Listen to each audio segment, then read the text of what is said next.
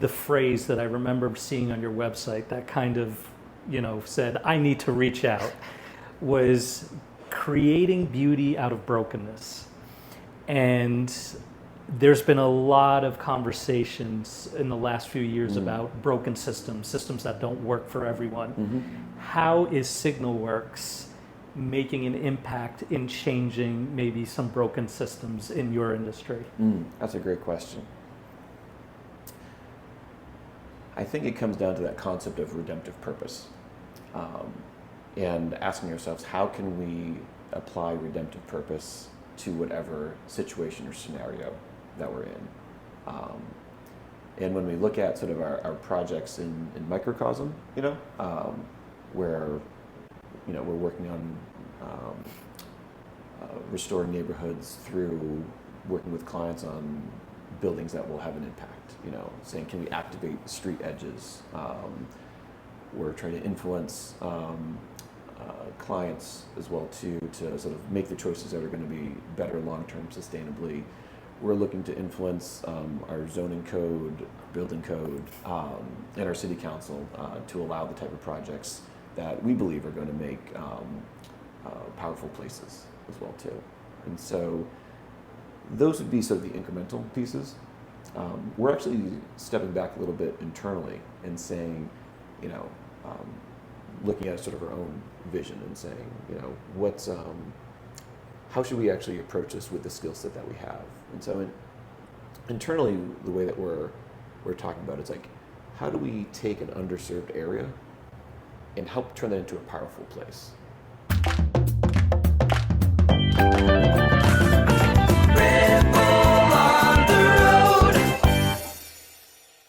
From New York City, I hit the road and traveled to Rhode Island's capital, where a unique architecture firm is making its mark on people, place, and purpose.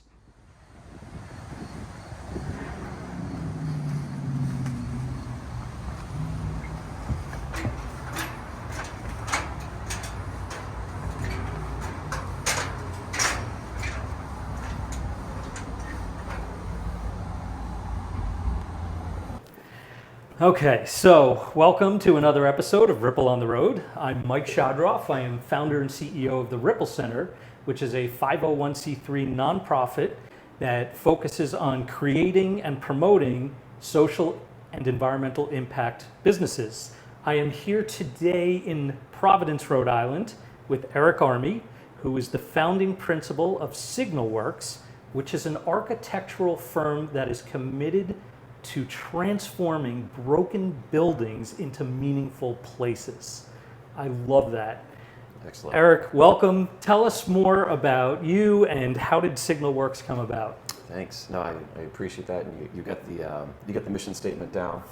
All right. And that was the goal with that. It was a good thing there was some traffic on the way here because I got to practice it a few times. Excellent. Yeah.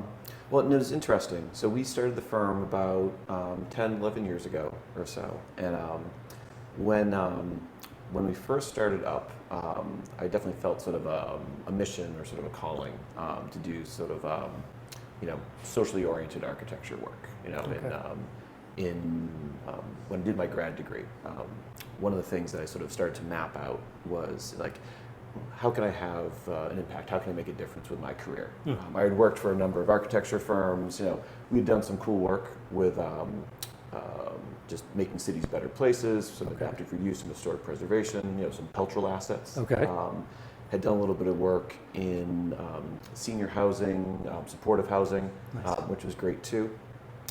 And so, but then you also look at firms and say, what's their why, what's the value proposition, and I had this kind of little chart I made up, and one of it's like, you've got a firm that does well or a career or business that does well, so you can donate money to a great cause. Cool, nothing wrong with that. Then the other one is like, oh, you've got a great economic engine, so that you can do the side work that makes a difference. I'm like, okay. I could probably do that, but I'm like, oh man, the real goal is to have something where the actual work you do is the mission, and so the more you do the thing you do, right, the greater you advance that. And so that was really the goal, I would say. So people would ask, how do you do that with an architectural firm? Because usually, right, when we think of architecture, we're just laying out blueprints and we're looking at a place. Actually, I won't even use that word yet. We're looking at a building that's just going in a location, and that's it. The schematics get passed around to all the different players. How do you turn that into purpose and place? That's right. And That's people. Right. Yeah. Well, it's interesting, and I like that type of question, because usually people ask us, what do you do? And I start answering the question you just asked, and they say, no, but what type of buildings do you work on? I'm like, oh no, we do schools, and we do main streets, and we do mission-driven things, and then they let me talk about the real thing I want to talk about. Right. So we're architects. We draw buildings, and then sometimes they get built that way. Yeah. And there's actually, it's funny, the people that get attracted to architecture are oftentimes the visionary types that sort of have sort of the highfalutin ideas. And so you end up with but are also sort of relatively technically savvy, because you got to put the stuff together. So you end up with a lot of frustrated professionals, right? That have these sort of like big picture ideas that get stuck doing flashy details and arguing with contractors about what was on the drawing and what wasn't, all those things are important, right, to get the work done. But so I as we started to develop our process, and we started to develop working with clients, I came up with this values hierarchy, a sort of hierarchy of needs, if you will. This guy Maslow had something, I kind of put a twist on it. And so it's sort of at the base layer is sort of the function, right? Like, what's your program? How many rooms do you need? Sort of, what type of, scope, scale, where's the light switch, that sort of thing. Next level up is the experience you're trying to create. So when people will come to us like, this is what I need, like, here's the list, go draw. We're like, cool, that's great. We're glad you got that down. We're going to help you vet that out, make sure it's actually going to fit your needs. But what's the experience you want to create, that second level? And this would be not just the experience of the users, their staff, any need, their mission that they're serving, but also their experience of actually going through the process with us too. That's a key aspect. At the top of the pyramid is purpose. So you got the function, you got the experience, and the purpose. Right. So if we can actually get people up to the top of the pyramid, now we can start to talk about some of the bigger impacts that buildings have. Okay. Right. And so for some clients that are sort of more mission driven, some of our charter school clients, some of our corporate clients as well too, they'll often have a culture or sort of a defined mission that we can then, at least on the executive level, start to get them to talk about and sort of how can we make your building express that. Whether it happens well throughout the ranks or not, that's sometimes up for debate. But we had a corporate client that was going through a major shift in how their business lines operated, and we were able to bake that into the way that their operations in their buildings worked, and their facilities, and you could see that play out through the way that they were trying to implement change through their line of command. So to answer your question, the way that we kind of try to get to place and impacted place is by raising the conversation from not just the function of the building to the experience of sort of the full set of users, up to the impact of the purpose of the organization and how that can play out through their facilities, through their people, and then asking, okay, then how does this impact the work that we're doing? And how do most of your clients find you? Because often I'm assuming those that are not in the industry, but they know that they want to create a building or a place, don't necessarily start off with this conversation. That's right. How do they find you? Yeah. What's really interesting is most of our clients have come through our technical competence, ironically. But as an architect, a lot of architects have vision, right? But so what we found, and this is what I'll mentor my staff and my team in, is that if we can come to the table solving our clients' legitimate business or organizational needs and purposes, that's the cost of entry. So if we're not excellent at code review, if we're not sort of cream of the crop in how you understand the Department of Education process, there is no experience, there is no purpose, there is no mission. So when we're having a conversation with a client and we've shown that we get the function, we get the experience, we earn the right, we earn the privilege to have those upper level conversations about vision and mission. Otherwise, I should just be a conference speaker. Right. I can inspire you, but can I actually get your building done? Interesting. Yeah. So relationship building through that and showing that technical competence, that sort of helps us to bridge into that area. Okay. And then obviously your relationships grow and people understand that you can deliver more than just a building as well too. Now, if you can speak to that, because delivering more than just a building, you said is an experience. It's looking at people. How do you internally educate your employees, or how do you work together on understanding that concept? Yeah. Let me give you a little story about a conversation I had with a client once. So we were meeting with a developer, and they had acquired a site. They were really enthusiastic about what they wanted to do there. Of course, it was bigger than zoning suggested, shall we say. They kind of pitched to us what they wanted to do. So we listened, kind of sketched a little bit, and then we pitched back to them, like, what you're doing is not just trying to maximize your return here. You're a business person, you put a lot of effort into this. You're providing a real need in this neighborhood. There's a college campus here, there's some underserved populations. What you're really doing is trying to create a mixed-use neighborhood that's meeting sort of some latent demand here, that's preserving the naturally affordable housing by actually providing a market rate solution for the population that's going to come into this neighborhood anyways. And honestly, I think this person's grandfather was from the area. It's like you're actually creating this thread that goes through there, and then we have to go to city council and we've got to go to zoning for this. The way that I see this is, we can get them on your side. You become an extension of their ability to serve their community and make the things happen, rather than you be an adversary. How can I build something really big for my own needs? And the developer just kind of stopped. He's like, I believe everything you just said. I just don't talk like that. And the thing I love about that is we went from a little bit of conversation about function and experience to we started to talk about purpose and impact. And we'll have clients that are charter schools with a very well-defined mission. And any architect they worked with would probably help them on that mission because they brought the mission to the table. I think we can multiply that effect, but they'd be okay. I love working with clients that we can be almost evangelical, if you will, where we can help to raise their sights. Like, give me someone that's like, I don't care if this is buildings or Bitcoin. Like, I'm just in this for the money. I'm like, okay, but here's the impact we're making, and here's where we can go. And I believe I believe everybody has something inside them that just sort of is yearning for purpose, yearning for sort of a greater mission. And if we can show them how the thing that you happen to have fallen into, there is meaning and depth in that we could help you connect with, we don't just become a vendor to them. We become sort of not even a business partner. We become sort of a purpose or a mission partner. So that's pretty powerful. That's pretty powerful. So that's often the aim. And so when it comes to how do we bring the staff into that, understanding that the work that you're doing, oftentimes it's nuts and bolts building up to those pieces. Looking at this is as the principal, those are the conversations that I have. I ask them, okay, who are you talking with? Are you talking with the carpet vendor? Are you talking with the owner's project rep? Are you talking with the engineer? These people also are looking for that same meaning and purpose in their work, in their life, in their career, in their professional projects. Where do you see that opportunity where you sit? Because I'm not in your seat. I can't see that for you.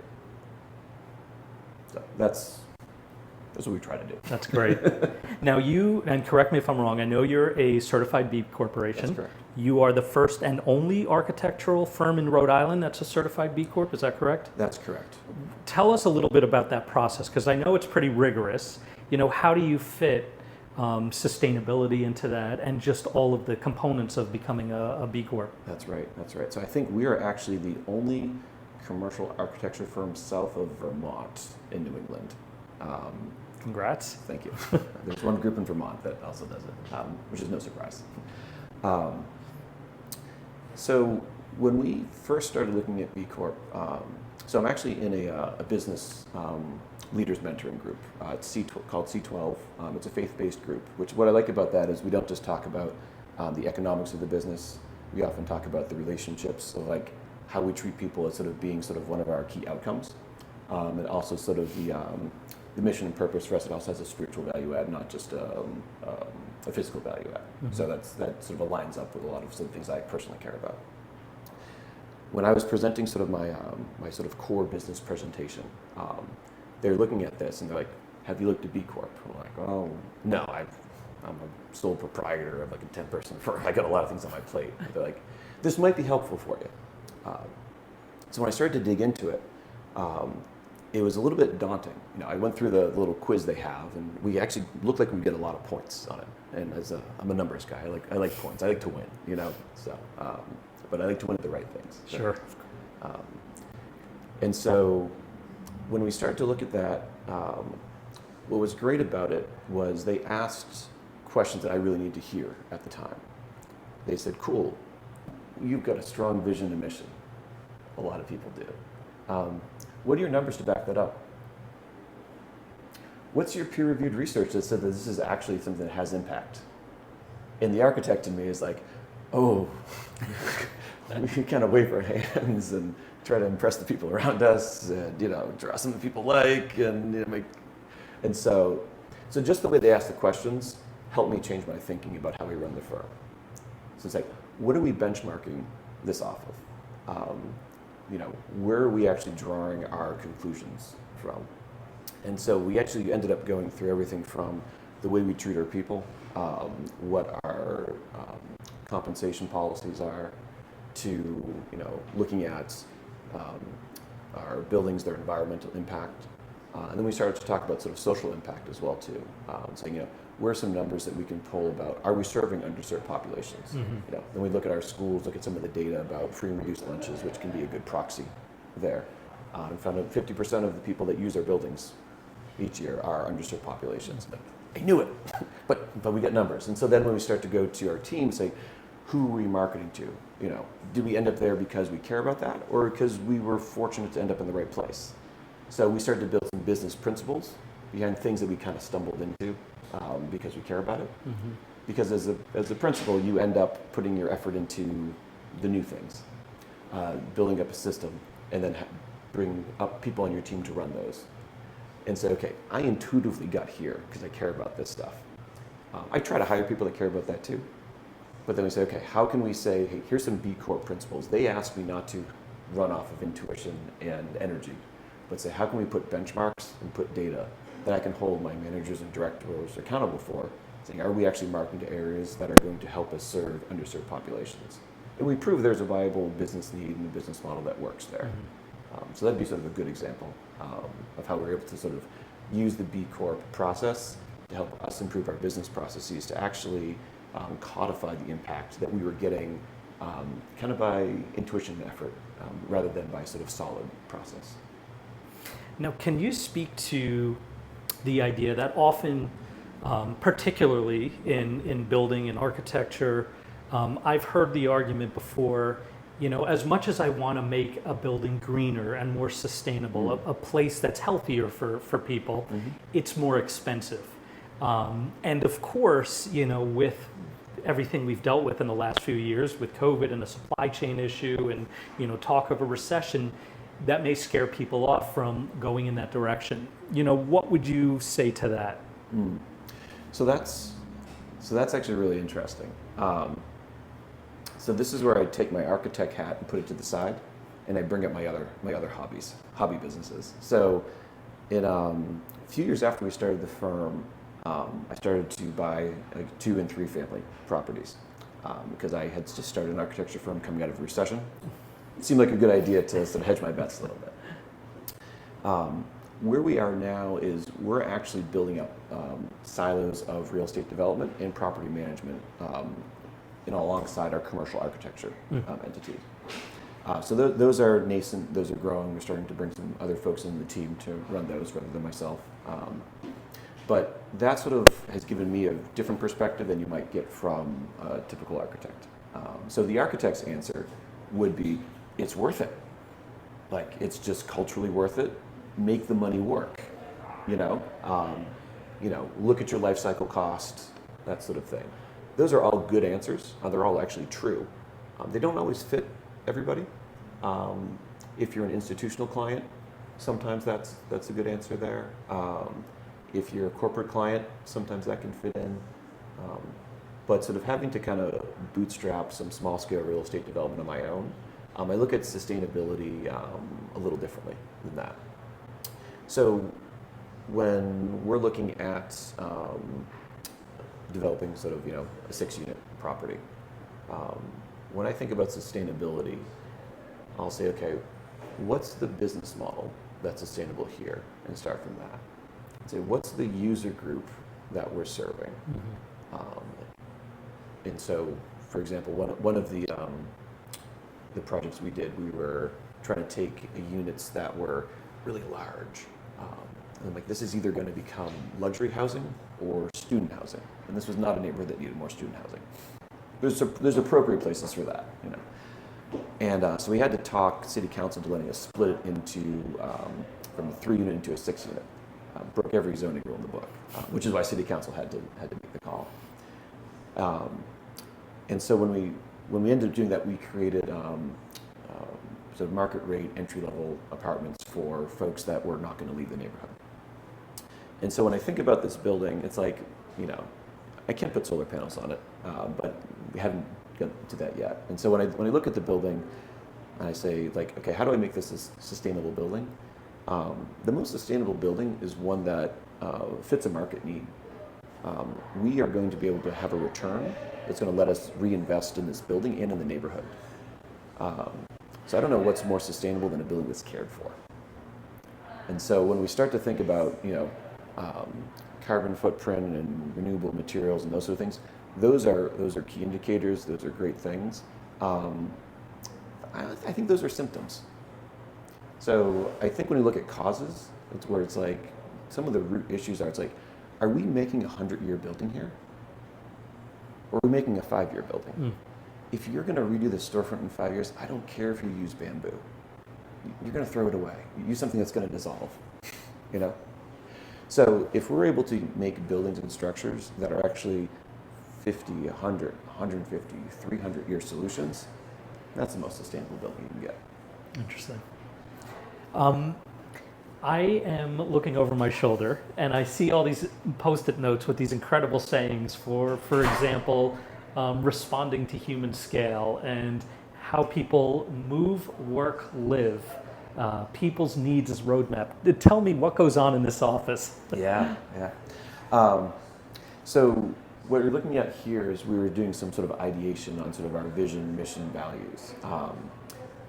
One of the things I learned more years into the firm than I want to admit is the importance of not just telling my team, but sort of bringing my team along in that process of discovery. And I think a quote I really enjoy is that, when you lead an organization, like, not everyone has a vote, but everyone needs to have a voice. And so what you're seeing behind me is sort of one of our exercises that we'll do on a semi-regular basis of sort of going through our mission, vision, and values. Saying, hey, this is who we are, this is why we are. What does that mean to you? Right? Getting people to engage with that. Oftentimes through that, we'll see things that we hadn't seen before, right? Because I don't sit in every seat. I have a very limited view of the company. And so this is a way to sort of help our team engage with that, for us to do some listening and to help understand, markets shifted in different places since I was project managing, since I was drawing, working with vendors and reps. So that's one thing that's helpful for us, getting that type of engagement. Now, I get the impression this is, well, not the impression, from what I'm hearing, this is no longer the Atlas Shrugged type of approach to architecture. What would you give as advice to individuals that are looking to come into this field but want to also have an impact? That's interesting. If someone was starting out in architecture, looking for a career that would have an ability to advance a greater purpose,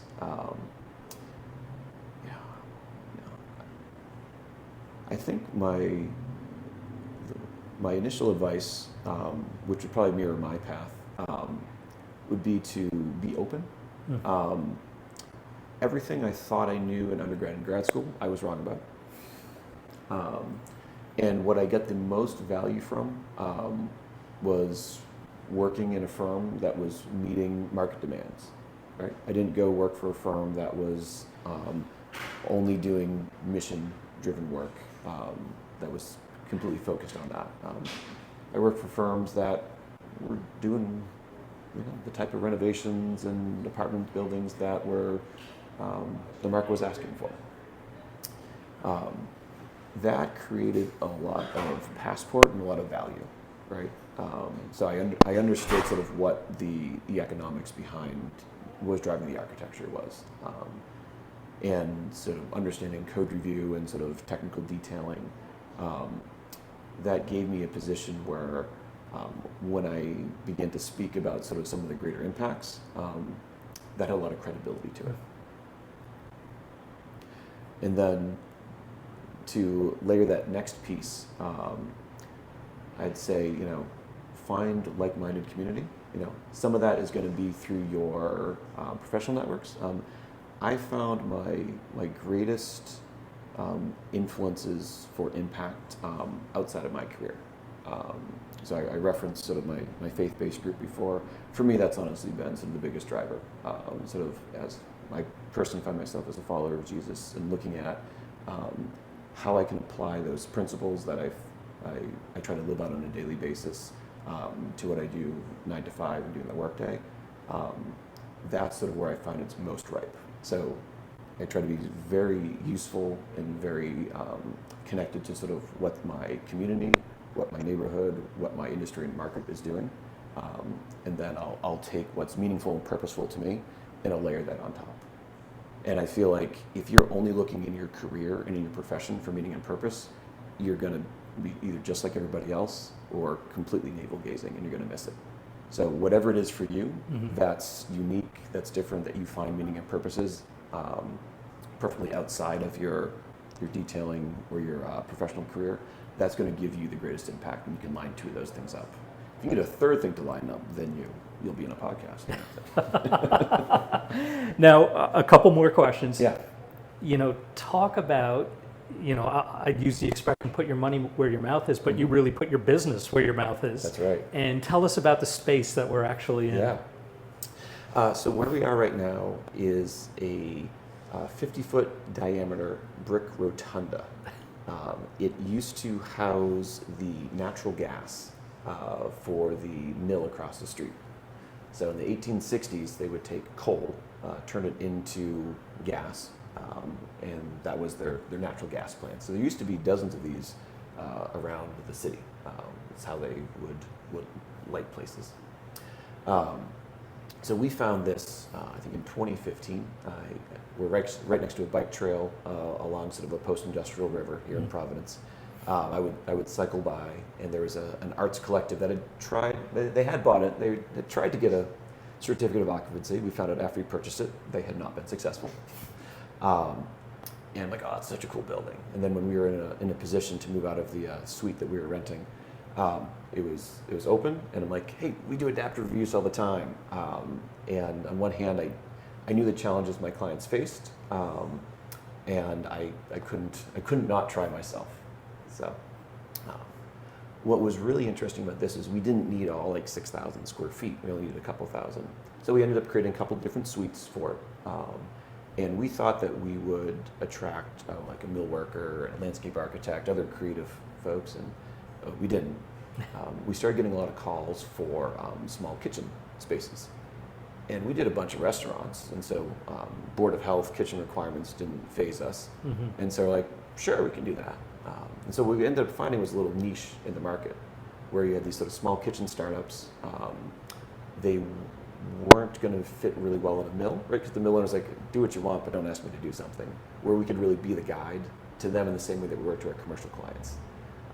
And so we ended up having a chocolatier, we have a caterer, we ended up with a baker, I think we've got a coffee roaster now. And so that was kind of a good example of, we did adaptive reuse, which is what we know, right? That's our business skill. And then we were looking for a market need. And when we saw that, we said, well, this actually gives us a great opportunity because we're in a transitional neighborhood right here. There's retail, but there's not destination retail. It seems like it's primed for that transition. And so almost everyone that we brought in here, they are first-time lessors. They've never leased a space before, so we'll guide them through that. I think half to 2/3 are women or minority-owned businesses as well too. So these are all values that we have, but we get into that not because we said, oh, we want to get first-time business owners in here, let's try to find them. We understood the technical and the business problem, and then we had that set. Then we applied our values to the problems that we faced. Well, final question. And I believe the phrase that I remember seeing on your website that kind of, said, I need to reach out, was creating beauty out of brokenness. And there's been a lot of conversations in the last few years about broken systems that don't work for everyone. Mm-hmm. How is SignalWorks making an impact in changing maybe some broken systems in your industry? That's a great question. I think it comes down to that concept of redemptive purpose, and asking ourselves, how can we apply redemptive purpose to whatever situation or scenario that we're in? And when we look at sort of our projects in microcosm, where we're working on restoring neighborhoods through working with clients on buildings that will have an impact, saying, can we activate street edges? We're trying to influence clients as well too, to sort of make the choices that are going to be better long-term sustainably. We're looking to influence our zoning code, building code, and our city council to allow the type of projects that we believe are going to make powerful places as well too. And so those would be sort of the incremental pieces. We're actually stepping back a little bit internally and saying, looking at sort of our own vision and saying, how should we actually approach this with the skill set that we have? And so internally, the way that we're talking about it's like, how do we take an underserved area and help turn that into a powerful place? And I think that's a big enough mission to keep me going for the next 20 years or so. But what we're realizing is that sort of the next 10 years, we should be looking to transform ourselves, not from a pretty darn good commercial architecture firm, but into a regional placemaking firm, where we know how to pull the levers for commercial architecture. We know how to inspire vision, but now looking at also getting sort of our real estate development arm rolling, and taking on projects and clients strategically, as well as our property management arm, saying, because as an architect, we're like the wedding planner. We show up, we get everybody excited, it's a big event, and we say, great, go on ahead. I don't want to be the wedding planner. I want to be the marriage counselor. I want to be there with you through the ups and the downs, because that's really what places are. Architects don't manage and run these neighborhoods, right? On the property management side, we're going to have much longer term impact there. And so how are we helping to create beauty out of brokenness? How are we bringing redemptive purpose? I think if we create a great business strategy through real estate development, through influencing some of the bigger systems, if we design a building that meets those needs from sort of like all users, all neighbors, and then if we have an ability to start to manage this and adapt it long term, and see the market trends happening, right, and sort of adjust the building, whether it's the tenant mix, whether it's some of the amenities that we're offering, saying this time to do an addition, time to add additional properties, we need more parking, less parking. If we're involved in sort of that type of monitoring, I really believe that sort of life cycle type approach to placemaking, that's really where it can have the biggest impact. And I'd love to actually start to mentor and train other architects, designers, property managers in that sort of holistic approach, rather than the siloed, I'm a developer, I'm an architect, I'm a property manager. Terrific. Eric, I knew I had to reach out. Like I said, this was fantastic, and I'm sure you've inspired quite a few people. So thank you so much. Keep up the great work, and we're rooting for Signal Works. Very good. All right, thank you. Appreciate it.